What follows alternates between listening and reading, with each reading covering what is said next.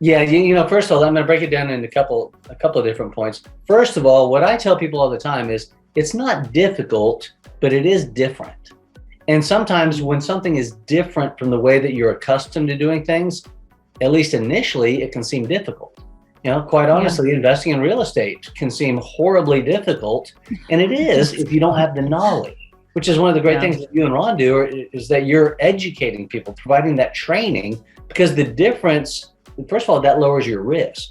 The more knowledge you have, the lower the overall risk. And that sounds crazy because you say, how does that impact risk? Well, the risk of you making a stupid move goes down if you have more knowledge on that. So that's the first part that I was saying, as far as recognizing, hey, at first it's going to seem difficult just because it's different. But as you get the hang of it, it's really not all that difficult. Now, with regard to piercing the corporate veil, that's a concept that basically, I would say it's a legal concept, and it is. But one of the things that I like to do in working with clients is to try to simplify matters.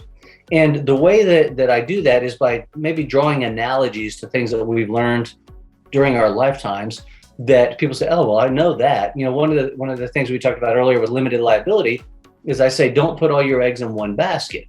Well, that's something we've all heard all these years, because the thing is, like, if you have an LLC and, well, first of all, if you don't have an LLC and you just own property, essentially all your eggs are in one basket. They're not in a basket. So all of those eggs could be taken.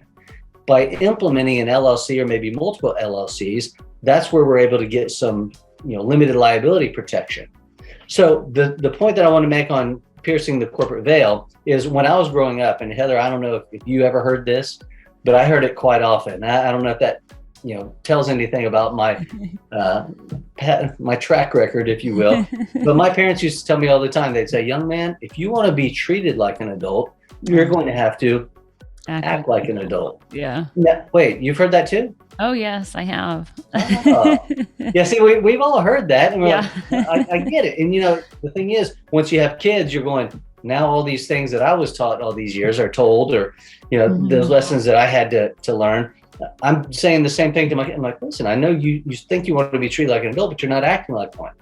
It's the same thing. That's what basically the law says, is if you want to be treated like a separate legal entity that receives limited liability protection, you have to act like a separate legal entity that would receive limited liability protection.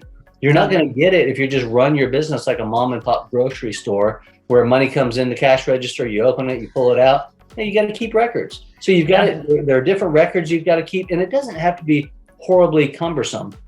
I mean, in the time that I've been doing this, I've seen, unbelievable advancements. When you talk about like computers, the internet, just software programs, there are ways that can make this so much simpler nowadays than it used to be, back when I was first getting started.